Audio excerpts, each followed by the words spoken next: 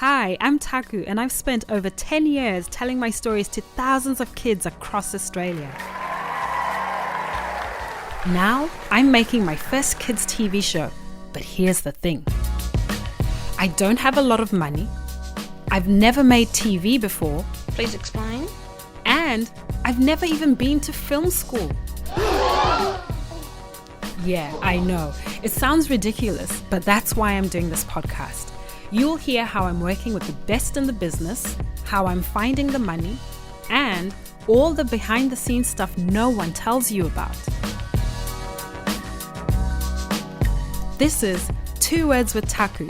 Let's learn this making TV thing together.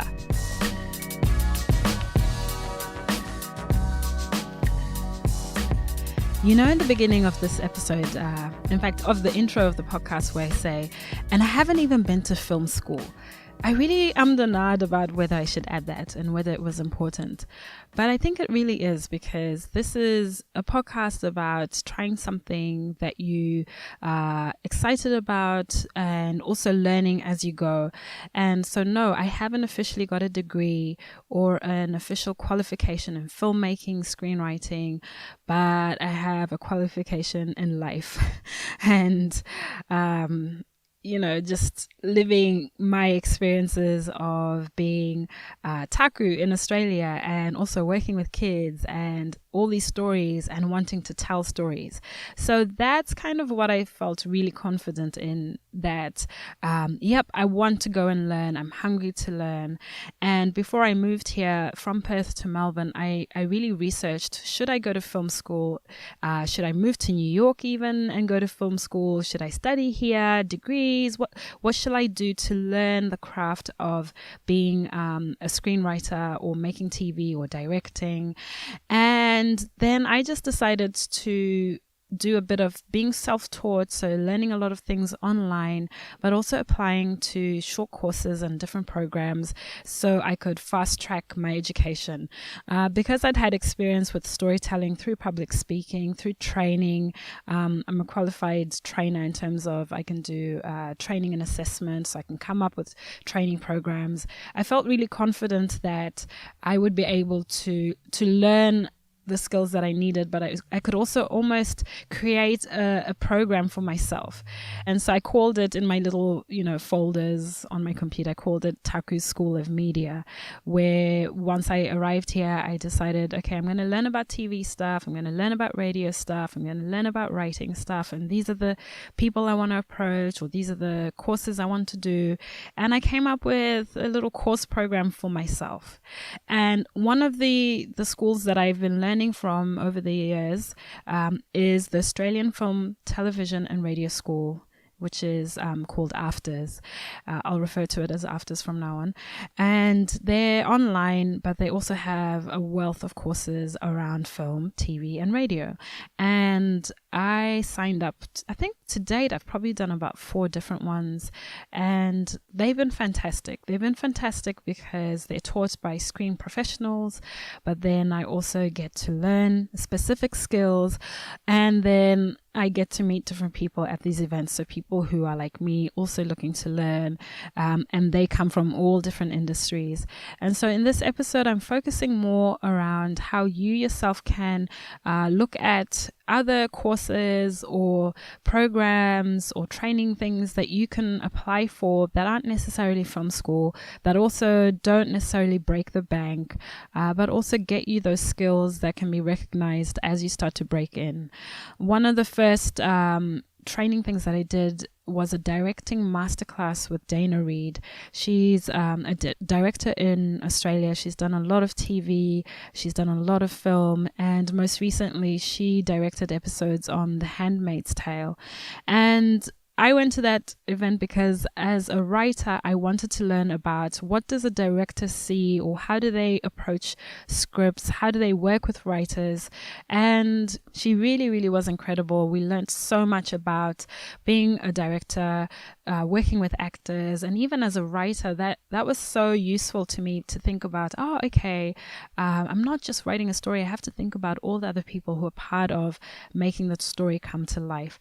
And then through that, I I asked Dana if I could interview her on my podcast. So again, if you go back to season 1, there is an episode in there, and she talks through, her experience of coming from being an actor to now directing, and then working with non-actors, and how she reads scripts, and it's all really useful for people who are looking to write their first scripts, or even TV shows, because you want to have as much insight as you can whilst you're working with different people. So that's just one example of an event through AFTRS that I went to, and then some of the things that I learned, and some of the people that I met. And also they have a conference every year called Make It, and I did reference it in another episode before with with AJ. And at that conference, they had different people from within the screen industry, especially more emerging people or early career people, coming and sharing the experiences of what it's really, really, really like working in the screen industry. It's one thing to go to school and have a degree, and then you come out into the real world, and how is it? And again, I found that so useful, because you could ask people questions straight up. Okay, so what is this like? And how much does this cost? How much do you earn? How much is, it was a great platform to meet people. And because I really have found these courses useful, I thought, wouldn't it be great to have someone from AFTRS come in and talk about the programs, what they do, what they offer, why they have those programs. And that way, if you are somebody who's sitting on stories or ideas, and perhaps doesn't have the time to go to film school full time, or doesn't have the financial capacity to go to film school, maybe there are options for you that you can explore, where you can do short courses or things online to just bump up your skills. And so I've invited Wendy Gray from AFTRS, and I'll tell you a little bit about Wendy. Wendy Gray runs the short course and industry certificate programs at AFTRS. Over the last 7 years, she's been the head of the Open program, head of the TV unit, and began life at AFTRS as the industry program manager. In her current role, she liaises with industry through the industry advisory panels, runs industry-related events, and oversees the development and delivery of industry short courses and industry certificates. Wendy started her career in the media at ABC TV, where she worked for 12 years in a variety of production roles across all genres. Her final years at the ABC saw her devising, producing, and directing a number of children's TV series, including the AFI award-winning series The Ferals, and, get this, 40 episodes of the iconic Play School. So here is Wendy, and I met her at the Make It conference, but here she's going to be talking about AFTRS, the short courses that they have, and just general information. Here's Wendy.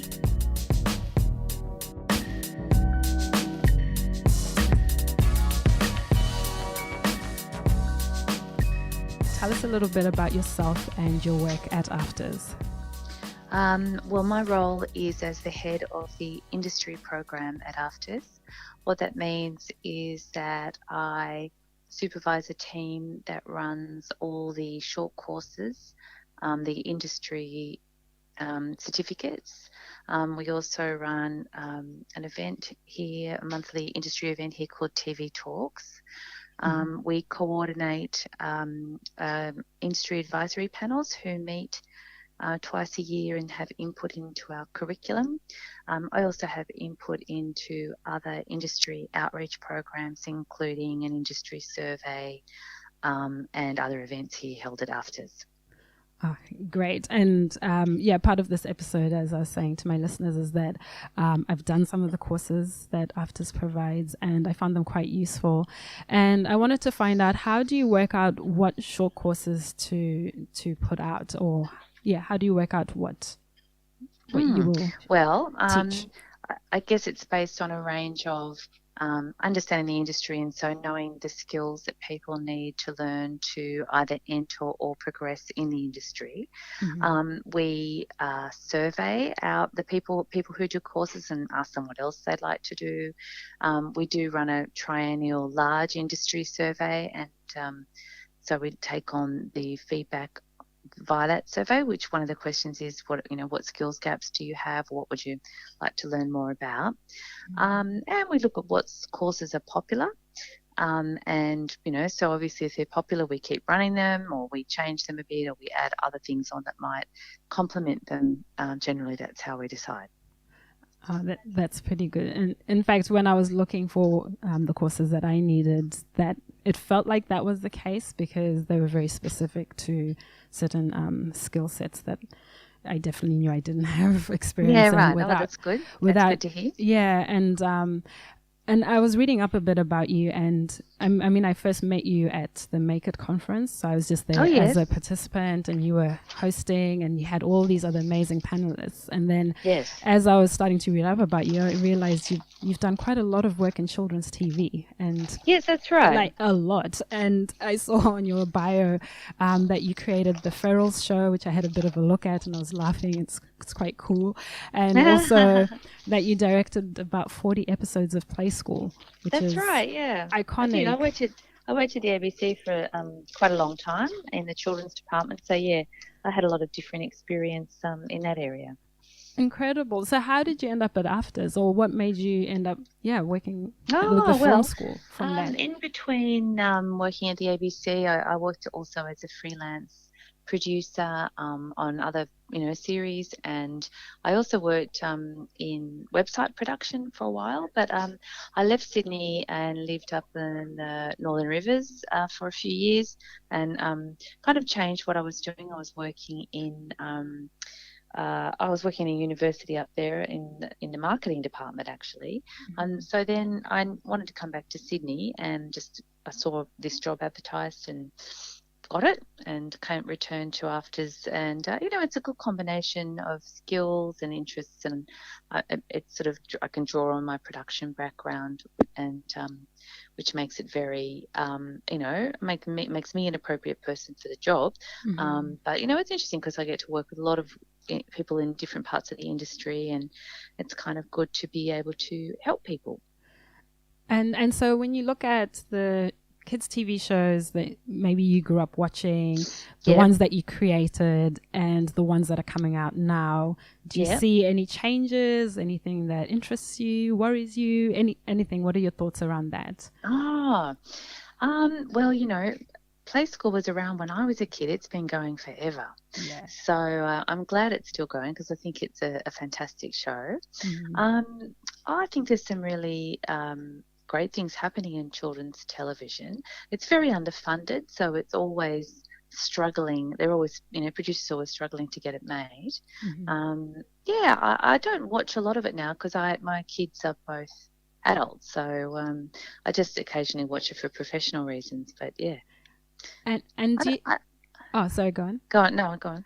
I was going to ask if you had any tips or feedback or advice for people who are working in children's TV, because I guess that's the path I'm taking now, is trying to create a teen drama series. So going to be working with kids, younger audiences. Look, I think children's TV is a wonderful opportunity for people who are starting out in the industry, because there tends to be a bit more opportunity for people who don't have a long list of credits. You'll get a little bit more of a foot in the door in children's TV. But the other thing is that children's TV includes a wide range of genres. So you can work in children's TV and make animations or comedy or drama or factual or quiz shows or a whole range of different things like that. Whereas once you move into sort of like adult programming, you tend to kind of specialize in one of those things. I think if you don't have a lot of experience in the industry and you are developing your own idea, I think it's obviously really important to be to find a producer as a mentor, and possibly to team up with them and work with their production company to try and make it, because you won't get funding unless you've got some credits, and it's a bit of a chicken and egg situation. How do you get the credits, if you haven't got the credits? And so most emerging creators need to find another producer or a production company that they can work with in order to get their own projects made. Yeah, that's what I've been learning as well, is that that whole thing around having that experience and partnering with a company that's got the infrastructure to support the ideas is very important. Absolutely. And I think what I really liked about the Maker Conference was that I'd moved from Perth to Melbourne, and I didn't really know a lot of the language around the screen industry. There's so many different aspects to it. So I found that conference was really useful to sort of look at just all the bits, you know, the pitching and then the writers and then the script supervisors, just all in one day. And I just was thinking, I should tell people about it, but then why not get you on the show to just you know, tell us a bit more about. Excellent. I'm glad that you found it useful. We got really great feedback about it, and it was, you know, Film Victoria supported it. It wouldn't have happened without Film Victoria's support. So I'm hoping, you know, that we'll run again at the end of next year. I think we'd ideally like to do it every 18 months in Melbourne. So, but that is dependent upon Film Victoria funding. Yeah, well, I hope they support it again. And then looking at the other courses that you offer, is there financial assistance available for people? Because normally that is the thing that people say, I can't afford to go to, you know, film school. I can't afford to do this and that. And so is there any financial assistance, or how can people get access to some of these courses if, you know, they might not be able to otherwise? Yeah, well, it depends. You know, AFTRS runs... we have an undergraduate degree, a Bachelor of Arts and a Master's program and a graduate diploma in radio. Those courses are all HECS. You can get HECS to do those courses, but they're, you know, longer full-time courses. Yeah. For our short courses, not really. We occasionally have some initiatives that may provide support for people to do our courses, but we tend to do those in partnership with other organisations. So it will be an initiative that we'll have done with one of the state funding bodies or another industry organisation. There's no sort of individual sort of scholarships or whatever. We do have different price levels on our courses. We have an industry price and a full price, I guess. Anyone who's involved in the industry can get the industry price. And there's also early bird discounts. So it's sort of like the further you book ahead, the cheaper the course is. Yeah, and that's right. So I'm a member of the Writers Guild and Screen Producers Australia. So so you would get the industry price, which was really helpful. And then just to go back, could you just briefly explain what the industry certificates are? Oh, okay, yeah. So they're longer courses that we started running kind of like this time last year, because we wanted to be able to offer courses that were very skills focused. So they're less academic. It's not like doing a degree. They're very much focused on practical skills, and they vary from about 120 hours through to 240 hours, spread over between, like the shortest courses are 3 weeks full time, and the longest one is I think 20 weeks part time. But most of them are part time courses, so you can do them on the weekends, and most of them involve some online components. So we sort of try to design them so they work for people who have jobs. Oh, that's so good. And so them being certificates, that means that they're recognized by the rest of the industry, so that you can hopefully get more opportunities through them. That's is that right, the idea? yeah. And that is right. And all the curriculum of the certificates has had input by our industry advisory panel, so they're all aware of the certificates. And we do try and put people in touch with opportunities for work or internships or whatever at the end of the course where possible as well. Okay. Oh, well, what I'll do is I'm going to put links to all of the pages on the show notes. Great. So people can access that. But is there anywhere else that people can find information about, specifically asking questions, or if they well, obviously the website has quite a bit of information, but they can also just ring or email us here at AFTRS to talk about specific things. So the best email address is just shortcourses@aftrs.edu.au. Okay. And our phone number is 1300 065 281. Oh, great. Thank you so much. That's so clear. And yes, I'll put all those details in. And thank you so much for coming on the show. I know it was a bit of a quick interview. That's fine. But it was great. Thank you so much, Wendy. Okay. Thanks, Taku. You're listening to 2 Words with Taku. If you like what you're hearing, please rate, review, and recommend the show.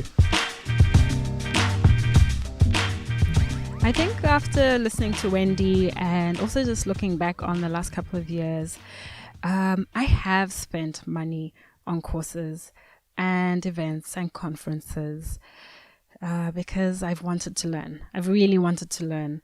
I've wanted to meet the people. I've wanted to just surround myself with people with that experience or people who are hungry like me. And I think that's probably what I want to encourage everyone who is sort of umming and ahhing about, how much they should invest into becoming, I guess, more skilled in this area of TV, of writing, in fact, whatever area that you're in. It's like one of those things. I used to laugh with my bestie about how much she spends on getting her hair done. She has the most elaborate hair every week, weaves and braids and all sorts of things. And she looks amazing. And that actually works for her and her brand because she's a dance teacher. She needs the hair. She needs that kind of, that vibe, and she's beautiful. But for me, I think these days I'm just less, I'm less excited about spending money on my hair. I used to do that as well because for me, I'm going, okay, where can I invest my money and my resources to get better at what I really am fired up about? And look, the dream, the hope is that yes, if and when, in fact, I should say when all of this takes off, then I'll have the chance to get better hair and I'll be able to, really bling out and all of that stuff. But for now, my priority is to learn, and so everything I have is going into that. So if you're someone who's thinking, oh, I can't afford it, or I don't have this, or I don't have that, I would just encourage you to look at maybe areas that you can cut down on, maybe budget, and see how you might be able to really just invest in your education around the thing that you want to learn. And hopefully this podcast as well is just a little resource that you can use as reference. I've put as much information as I can into the episodes and even what the guests are sharing. And then I've just put so many links in each episode again to different websites, resources, schools, whatever that can help you start to pull that information for yourself. And so I hope that helps you. And if you have questions, I'm taku@taku.com.au. Anything that you want to learn or know, I don't know everything, but maybe I can direct you in a certain way. And out of manners, I also have to say that AFTRS did not pay for this endorsement. It's not a paid episode. I genuinely appreciate the value that they've added to my skill set, and I wanted to share that with people who might not have heard of them or who might not know or what opportunities are available. Okay, so that's it for this episode. The details, my social media details are in the notes as always, and it'll be great to hear from you if you have feedback, thoughts, questions. And if not, that's okay as well. All right, we'll see you in the next episode. Bye.